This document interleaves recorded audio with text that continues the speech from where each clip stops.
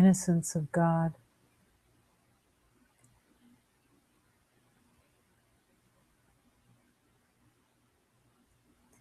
The innocence that is of God permeates every element of your being. But in the spiritual journey, it may be that you arrive at innocence in small increments. It doesn't need to be in small increments, but many times it is, because of the fear that it triggers. To be innocent is to have no history, to have no identity. Innocence is clear. It's complete love. And there's nothing hanging on innocence that says there's a right or a wrong or good or bad. Nothing to attach to. Pure innocence. What can you use as an awareness of innocence to be able to see it more clearly?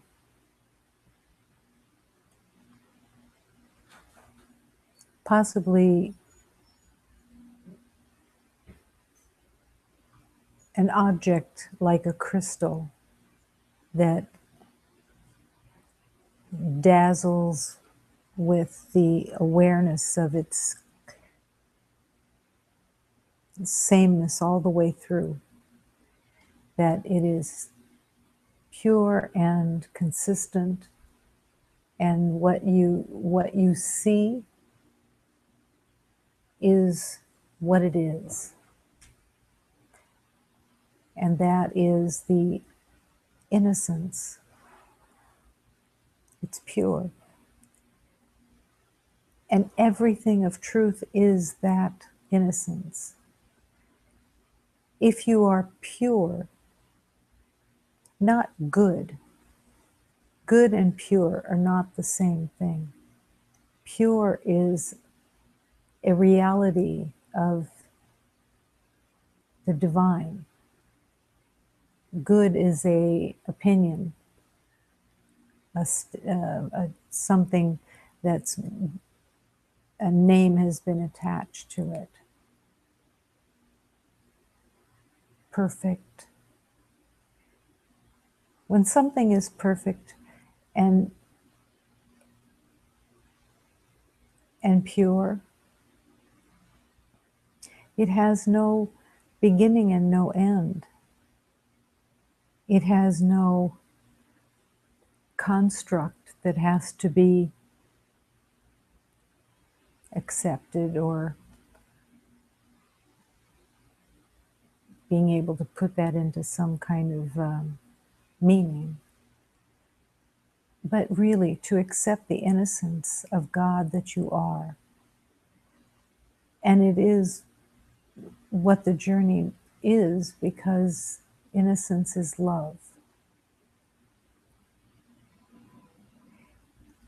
If you can accept that you have done nothing to change that innocence,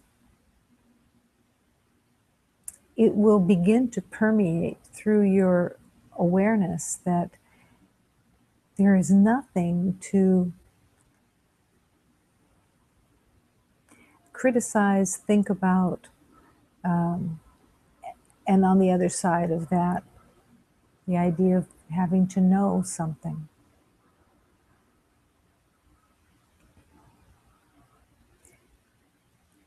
The purpose of letting go of what you have known is that, for the most part, from the moment of incarnation, the known has been, I must struggle, I must protect, I must defend.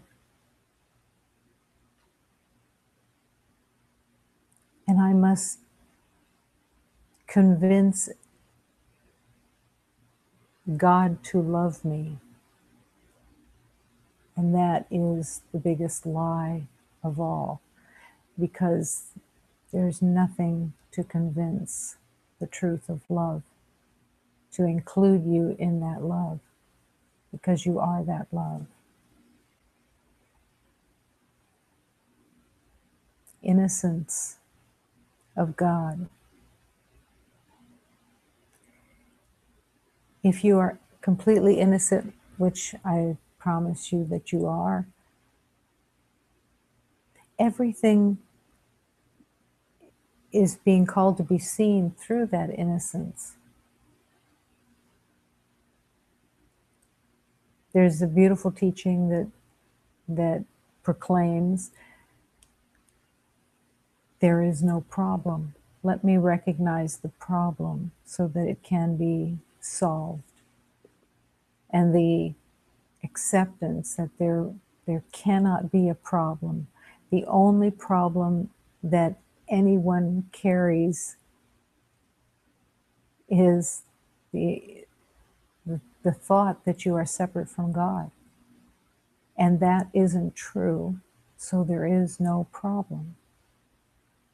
The only problem would be that you would think you were separate from love, and it's not true. So there is no problem. And that truly means that you look at everything in the everyday life through the lens of love and refuse to see it as a problem, because the idea of something being a problem has to have some sort of identity to it, some good and bad and right and wrong.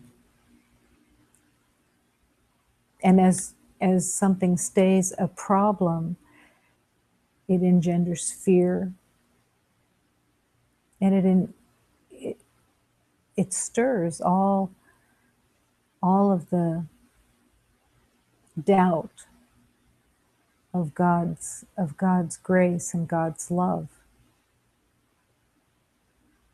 And for many, most likely everybody, as soon as something is thought of to be a problem, there's an element within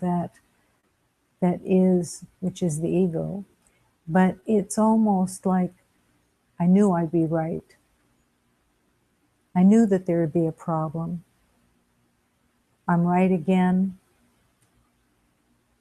And there's almost like a battle going on with God of seeing it as a problem and refusing to accept that it's just not possible for there to be a problem, and to trust in love that there is another, it's not just another way of looking at things, it's a whole other dimension of truth that is hiding behind what's being made up by the mind.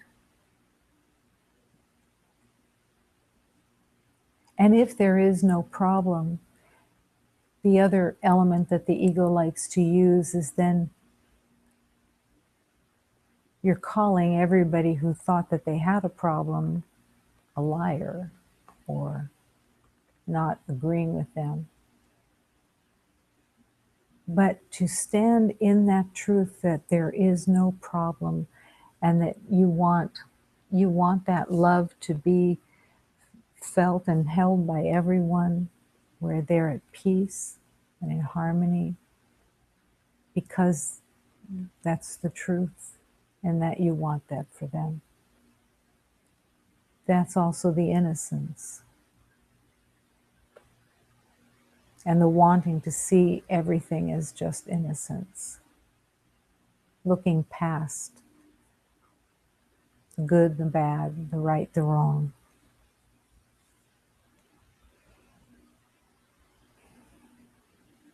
Innocence is what you are called to accept. And if you can, imagine a day of innocence where everyone that you think of or see, that you just hold them as the innocence of God, and that there's nothing to battle with. Everyone came in with their identity somewhat in place, and you learned along the way to defend and protect and all, and to see the world as right and wrong and good and bad. And now it's really the calling to come to the innocence and no longer battle with anyone. To just accept the innocence, to accept it as reality. It takes all the fight out of you. You know, that fight that everybody has, and it shows up in different ways. Some it shows up as a more direct energy of, I'm going to conquer this. But to let go of that conquering or that fight energy, it isn't to let go of the fight energy, isn't to become weak. It's to find the true strength of the gentleness and kindness and compassion. Then the compassion that even if you can't see clearly the innocence of each beloved, that you touch into the compassion, that whatever it is that they have believed about the world, that you know that it's a painful belief and that you don't want that for them because it isn't the truth. And that is compassion. You just don't want someone else to suffer for any reason.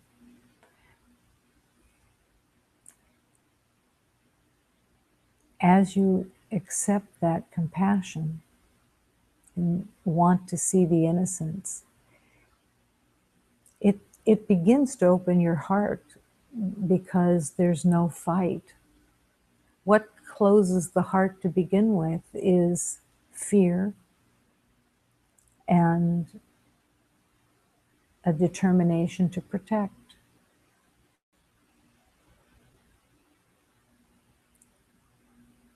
And what you're finding is that there's nothing to protect. And so there's nothing to hold on to and fight with. It's the most amazing, and many have felt this, but it's the most amazing thing to not have a fight energy. Proving is fighting. Trying to prove somebody else is not right or whatever, but the energy of that, it's very painful. And when you lose that fighting energy because you just want to bring peace, you just want to live in peace and be that peace, the fight drains. There's been a misunderstanding about fighting, thinking that you have to fight spiritually, that you have to fight to get the spiritual truth. or that you have to have a fight in you to fight the ego, be in attack mode.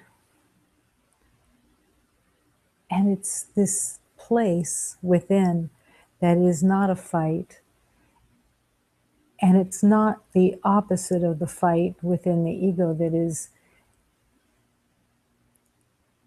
the weakness, the inability to say, I am the light of God. So it's not either one of those. It's not a weakness and it's not a fighter.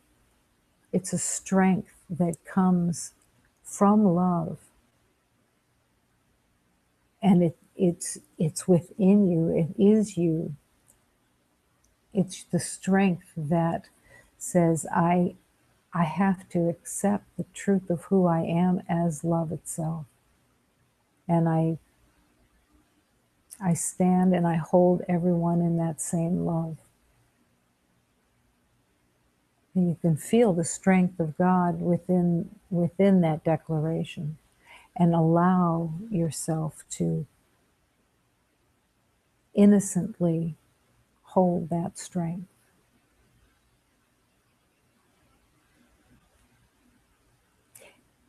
It won't be familiar.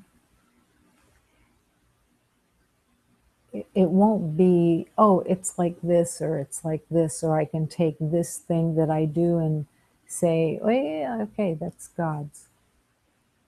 It's opening yourself in prayer, in meditation, and saying, I don't know who I am. I it's all made up. I don't know who I am. I don't know what I am. But I want to embrace that truth of innocence. I want to open to the gentleness that is a strength. I want to learn to be at peace because I'm tired. And it is God's will for you to be shown that, to feel it, to however it comes to you. Innocence. That made me the most beautiful element of being is innocence. It has absolutely nothing attached to it. That's why the name Innocence is given to a newborn baby, even though the baby comes with its incarnation. But it's the closest element to being without attachment. And that's the journey, the non-attachment, but just allowing innocence to be the light that you are, embracing that innocence. And when you embrace innocence, you are surrendering fear, because they don't live together. And when you accept the innocence,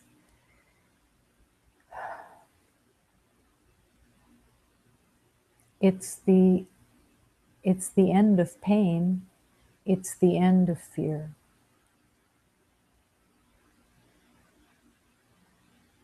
All fear comes from believing that you are not innocent, and that somehow pain and suffering are payment or needed,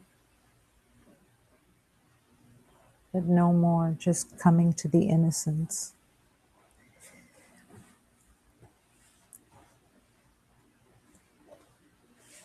Asking for strength. Oh, my Father, give me strength, give me courage on this road, to be a child of yours on earth and tread the path the Master showed. Oh, my Mother, help me love, give me comfort to be aware To obey these sacred teachings, it was your Son who showed the way. O my Master, your compassion can see through this pain, for it was you who came to earth to release us from these chains. O my Father, I am yours. Give me comfort to be aware. Send your angels here to guide me on this sacred path of the sun. O my Father and my Mother, who rule the world of love, send your angels to receive me through this gateway of pure love. Give me strength. Give me strength. I want the strength of love. I want the strength of the quiet, gentle truth. Give me strength.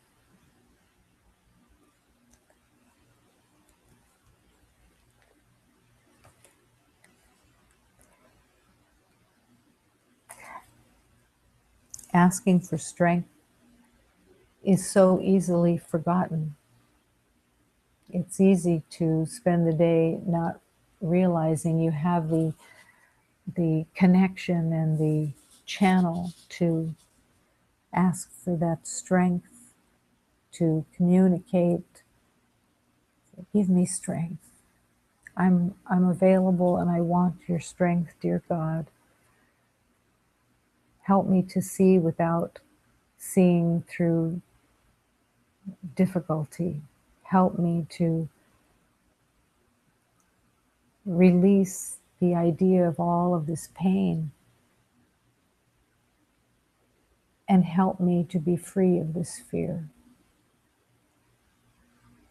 This is everyone's prayer. There's no one that doesn't carry these ideas of pain and fear.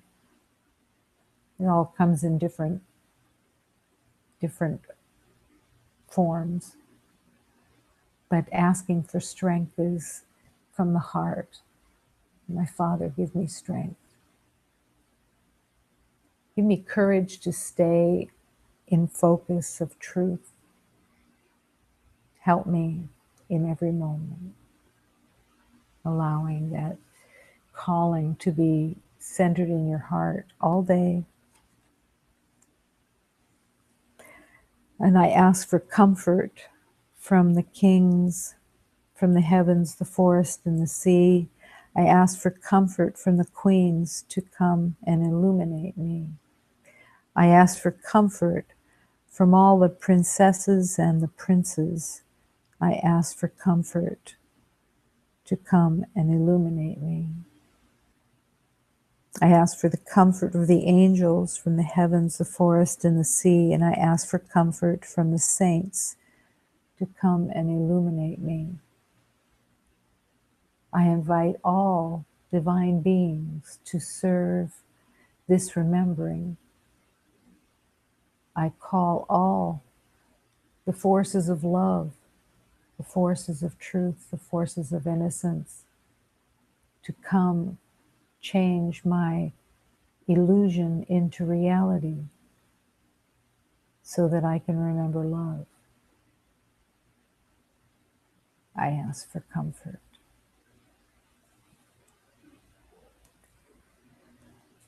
Eu peço conforto às reis do céu, da floresta, do mar. Peço conforto às rainhas para nos iluminar. Eu peço conforto às príncipes do céu, da floresta, do mar.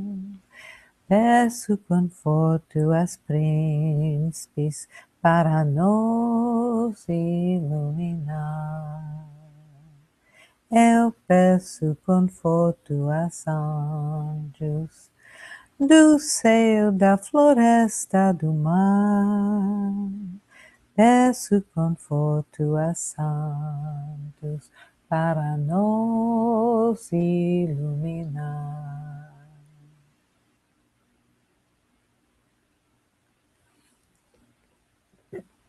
When you ask for illumination, you will receive illumination.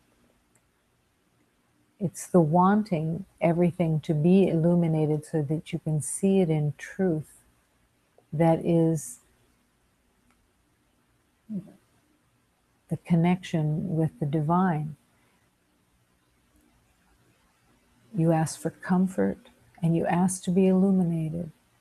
You ask for the comfort of the truth, the comfort that no amount of pain, no amount of fear is the truth of you. Whether it's just a smidge or it feels like the whole world, it's not the truth of you.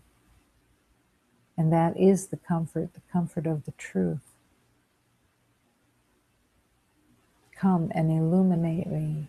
Illuminate my mind, illuminate my heart, set me free. All prayer has so much power with what you truly want and aligning with that. Allow it. Call to it. Invite it.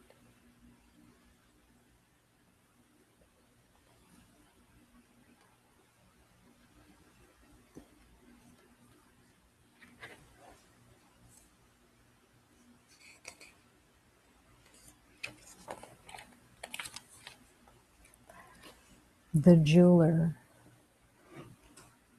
If a naive and desperate man brings a precious stone to the only jeweler in town wanting to sell it, the jeweler's eyes will begin to play a game, like most eyes in the world when they look at you. The jeweler's face will stay calm.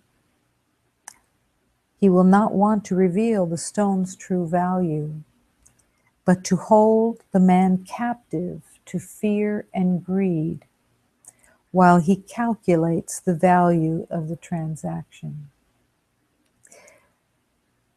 But one moment with me, my love, will show you that there is nothing that the master wants from you. When you sit before a master, even if you are a drooling mess, the master's eyes sing with excitement because they see your divine worth. The jeweler,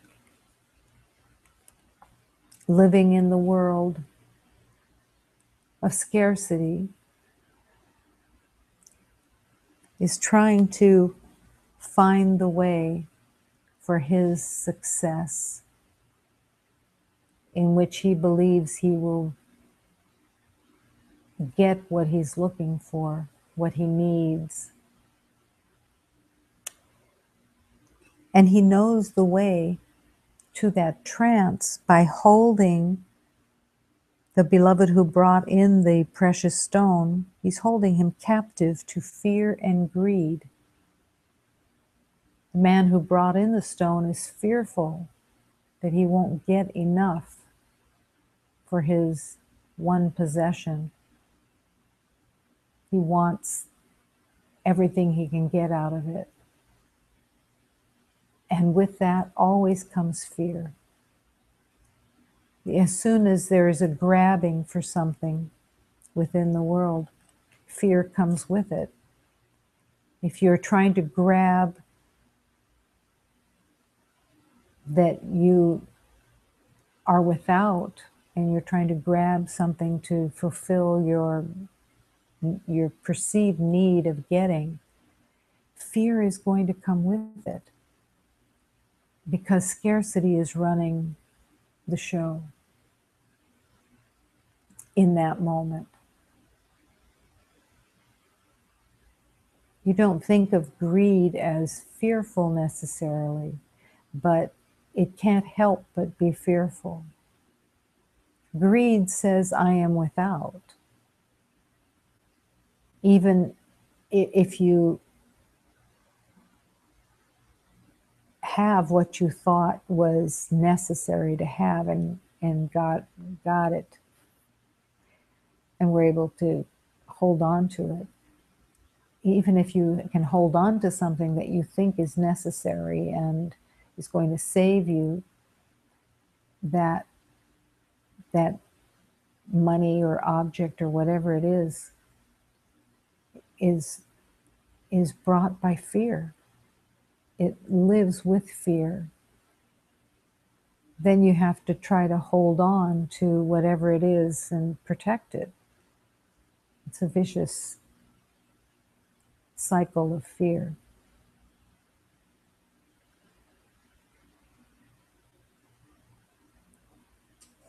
To recognize that love is always waiting, and it's the nourishment that the beloved who brought the stone in was confused by, because really what he truly wanted, what everybody truly wants, is the recognition of that love that you truly are, and the peace and the connection with the divine that has no barriers, none. That's what that beloved really wanted. He just didn't know that that's what he wanted. And he thought that it was instead in this stone. Not that there's anything wrong with the stone, beautiful stone. And sometimes even God would bring the stone to you if it was what was helpful. But when the direction of believing it's the stone itself, that's the element of fear that comes. That something in this world can take the place of the divine, all of love. And that you put your value in something outside yourself, or believe that that is what will protect you or save you. It's a place of fear that can't be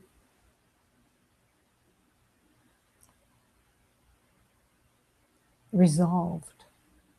You can't get love out of a stone. So love is calling to go beyond the game that the jeweler is playing with the beloved who has the stone,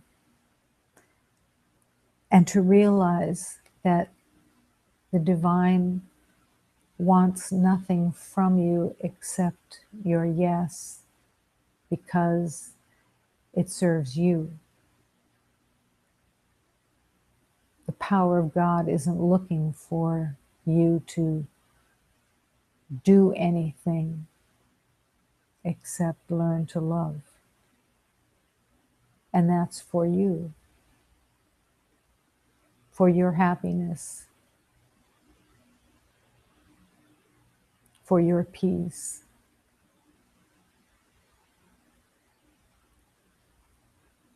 It's hard to imagine when you begin the spiritual journey that it could be so beautiful and that the pain would stop.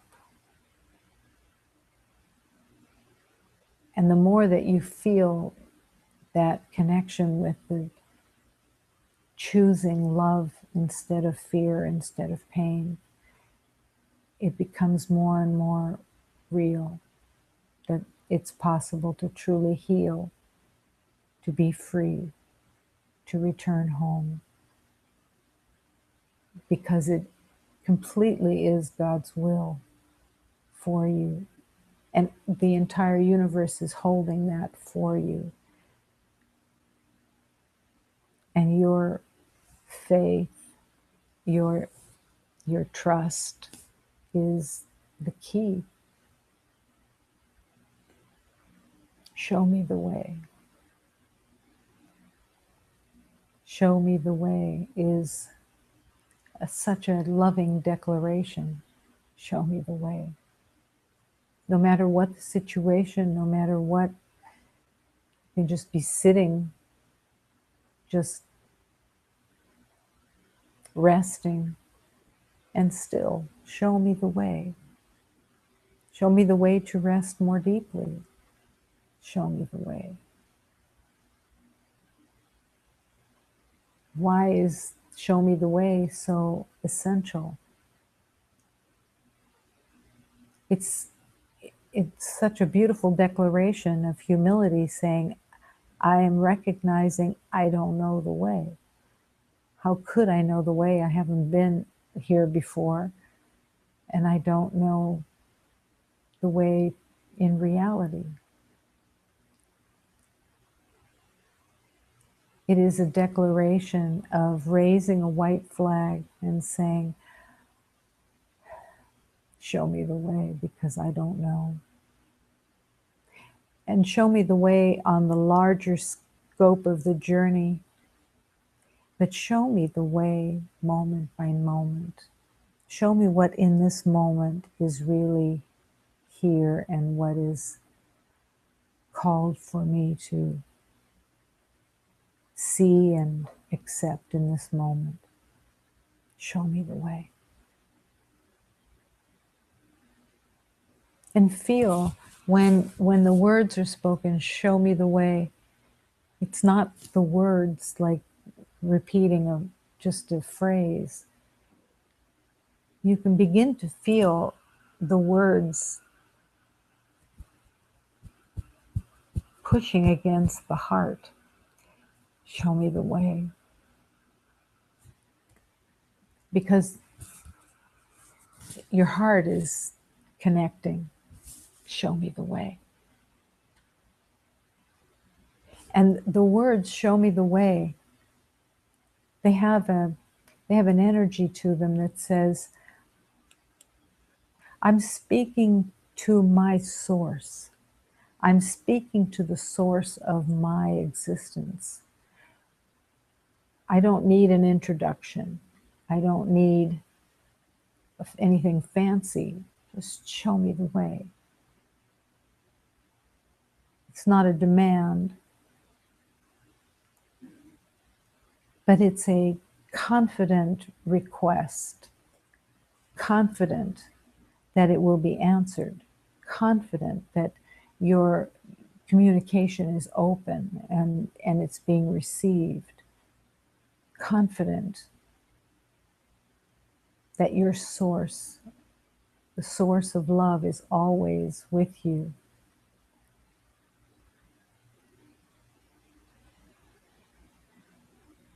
You're just really declaring what it is that you want. Show me the way.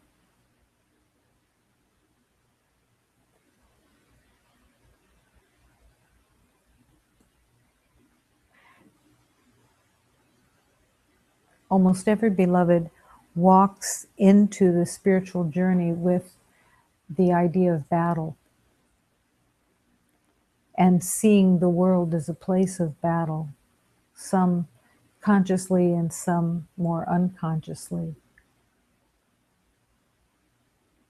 And to be able to really accept the battle is in the mind. The battle is not reality.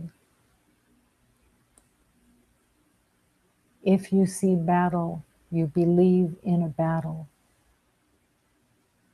And it isn't that you're going to change your belief like in a second. Maybe you can. But it's the willingness that it isn't reality.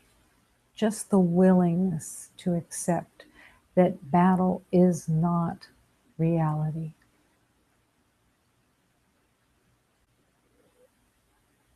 When you accept it, you're saying, God, I trust you. I trust the power of God, that God will show me reality, and that is where peace is.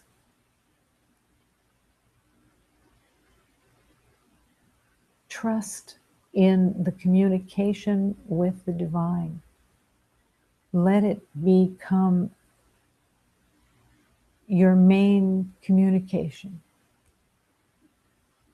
Where in your life you may have said, oh, I always call this person when I want to talk about blah, blah, blah, blah. And move God into the number one position, and everything else falls behind. I call on God for everything. I call on God for the ability to see clearly. I call on God with my gratitude. I call on God with my apprehensions. I ask for strength for those apprehensions. I call on God for the healing of my belief in pain and battle.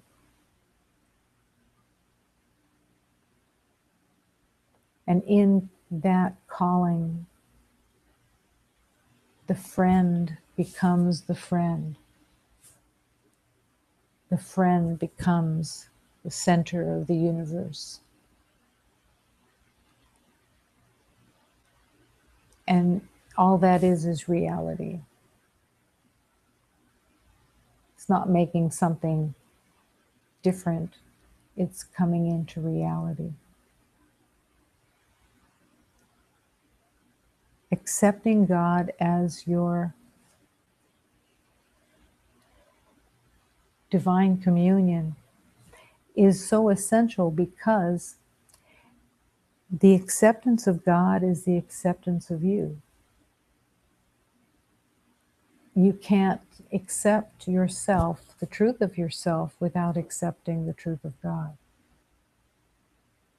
One, they're both the same. It's all love, and it's learning who you are, what you are. Innocence.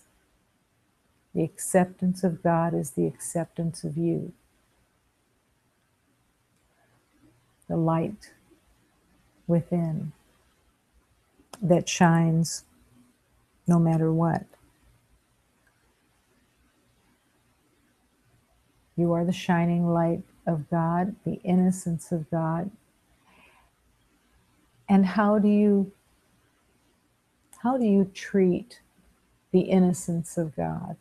How do you treat the light of God? This is the key to peace and harmony and joy. How do you treat the innocence of God? With honor, with respect, with sacredness, with love. And if everyone is that innocence, how do you treat all of love's innocence? Everyone. With honor, respect, kindness, with joy, with strength.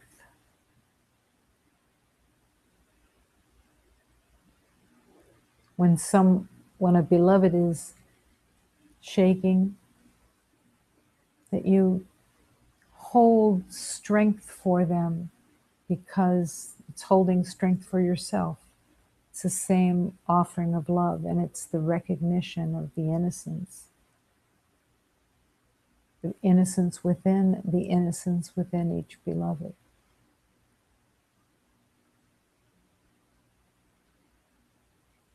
That there's that beautiful song, "He ain't heavy, he's my brother."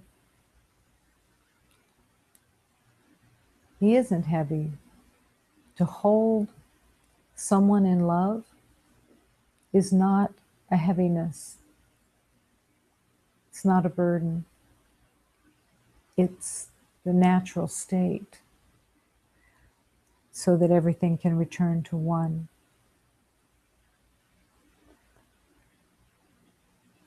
to love and honor and to see the innocence. It is the most amazing thing that the more innocence you see in another, that it actually heals within you. Because there's only one.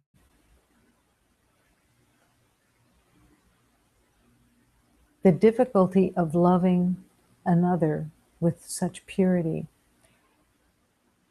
by the ego's standards is that your whole program, everybody's whole program of the ego is that it's out there that you were treated unfairly. And so the out there becomes the enemy landscape. And when you're called to love, to see the innocence, it rails up against that old belief that you were treated unfairly. So that's also where the healing is. The past will be healed in your willingness to love the innocence of all. You won't be able to hold the past as the believing of enemies anymore. And in that truth, the belief of you being the enemy is also healed. Because if you believe there's an enemy out there, then you have to believe that they think you're the enemy too. And it becomes the battle. And all of it's just made up in the mind. There is no enemy, and there is no battle.